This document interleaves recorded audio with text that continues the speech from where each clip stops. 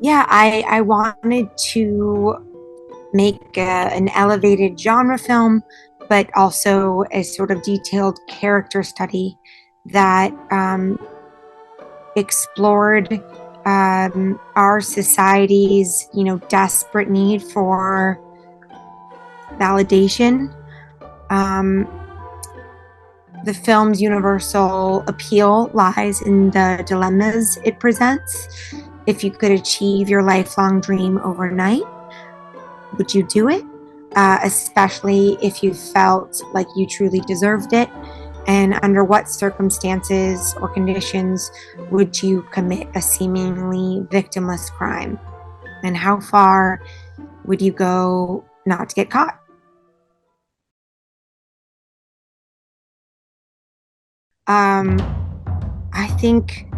I think it's really important as a director to always have a dialogue with your actors, and to hear, this character that you guys are creating together is really a collaboration. And so, I mean, for instance, I'll talk about Alex, for example. He wanted to cut his hair in a certain way because he felt like that's what Jesse's hair would be like. And I was like, I love that. And he had it sort of trimmed up on the sides. And it was like, I've never seen Alex look like that before. And he wanted his ear pierced. And I was like, okay, let's do that. And, he created a social media account in Jesse's voice called Jesse Wilcox Loves Peace. And he would create, posts in his voice leading up to the shoot and all throughout the shoot. And he would write poems that he would send to me, and a few of them actually made it into the film. But he's someone that wholly embodied the Jesse character and took what I sort of gave him and elevated it. Kiersey and I had numerous conversations about who who Susie was and how she would dress. And so much of her clothing, for example, was, we bought at thrift stores, second hand. So the idea is that, it was stuff from her mom, old stuff that her mom had. She doesn't have the ability or the money to go to and get the newest trends. She is working 3 jobs and trying to go to school, and just support her and her mom, and clothes look like the last thing that she cares about, and it's beautiful. She doesn't care about that. That's not something that she cares about. It's not on the forefront of her mind. Her podcast, what comes out of her mouth, is the thing that's most important to her. But with Rachel, Rachel and I had many conversations about Jillian.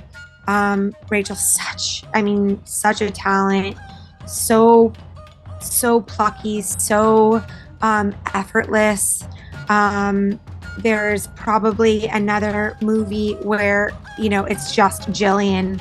I could have made the movie just about Jillian in another sort of version of it, but she's such a delight, and all 3 actors, along with Jim Gaffigan, Ken Marino, all my actors in this movie, I got very, very lucky. They're such pros, and really brought such brilliant depth, but also, just had such interesting takes. They were just so funny, and it was such a joy to work with them on set, but also get to sort of craft their performances in the edit.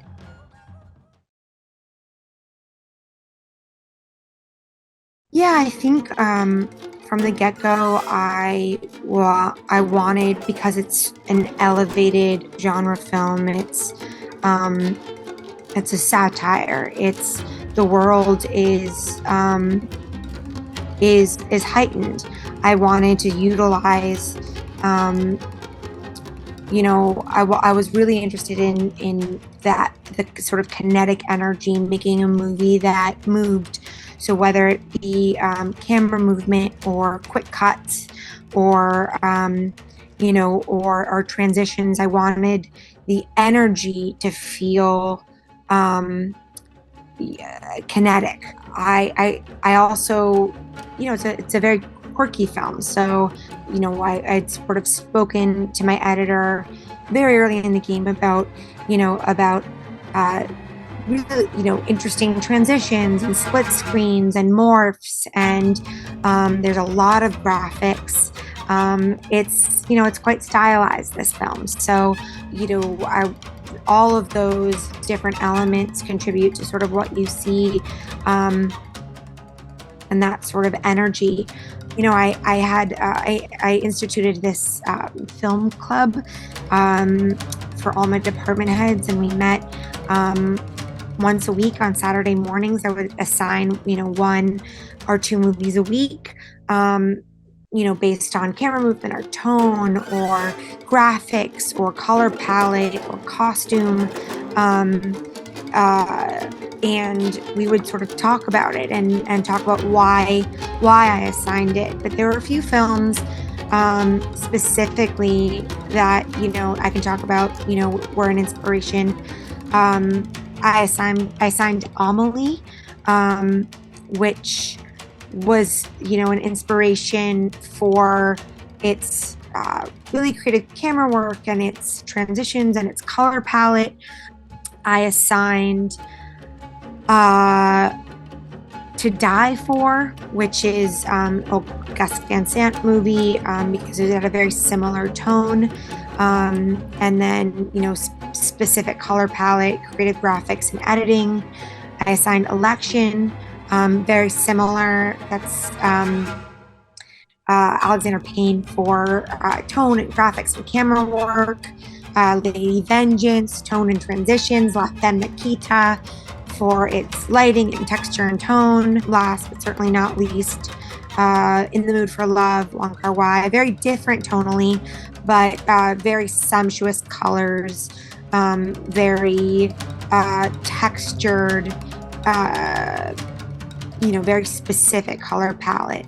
But those films, I would say, were a few of the films that I assigned, along with the photography of Alex Prager and Gregory Crewdson. But those were some of my inspirations. But I took bits and bobs from a lot of different films and made Susie.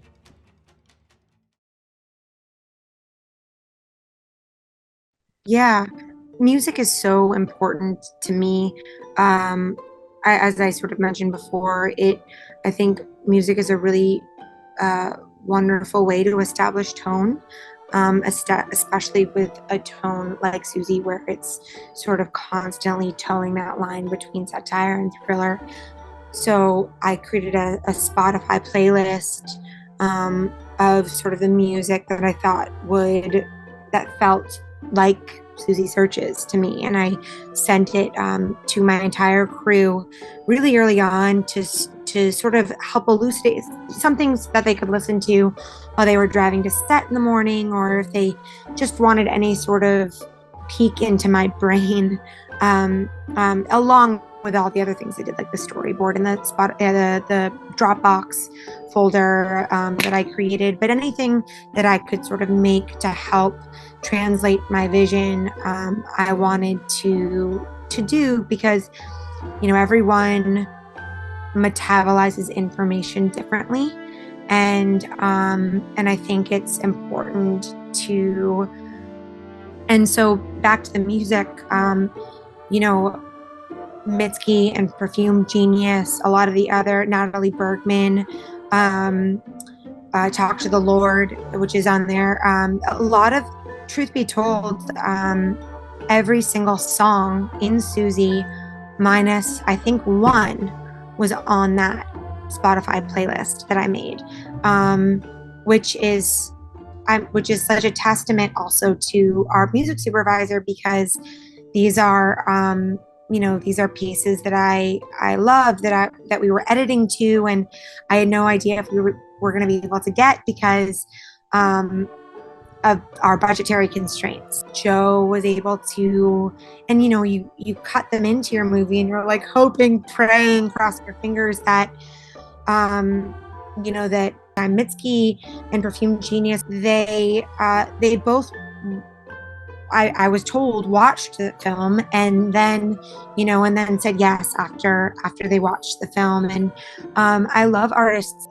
I think I wrote letters to both artists because those two songs specifically were really important to me, and they had such an emotional weight behind them, and sort of at least with Washing Machine Art, we were editing to Mitski, to that song, so it had such an upbeat, syncopated beat that we were editing to and learning by Perfume Genius. That was really important for me, that sort of emotional weight when Susie's sort of trying to figure out what her next move is. She's at a low point, but yeah, I think I feel so lucky that I was able to get all the music. So John Natchez was our brilliant composer, and he came on quite early. I think he was one of the earliest people that I started working with, it just because music is so important to my process. And very early on, before we were shooting, he was sort of sending me music that I would give notes to. We sort of talked about Susie's the theme of her podcast music, and which we were able to sort of implement or use while we were in the edit, while we were assembling the film. But we had a really wonderful shorthand in terms of, this, what I was looking for with score, this sort of non-traditional percussive sounds. And he sort of took what I wanted, and I also sent him a Spotify playlist of score, of specific score that I was really interested in, and he listened to that, and and sort of we were able to sort of take what I wanted and elevated that to a whole new level. Yeah, I'm so excited for you to see this film. It was such a joy to make. I can't say enough about my incredible cast and crew. And this was a true sort of labor of love. And I hope it makes you laugh. I hope it, puts you on the edge of your seat. I hope it keeps you on your toes. I think it's a really fun story. I think I hope that it makes you a little bit more empathetic and compassionate. We live in such a interesting time. We live in a cancel culture where people are so quick to judge people and make assumptions about them based on something that happens. And I hope that this movie sort of makes you take a step back and understand that maybe people are complicated and multifaceted and human.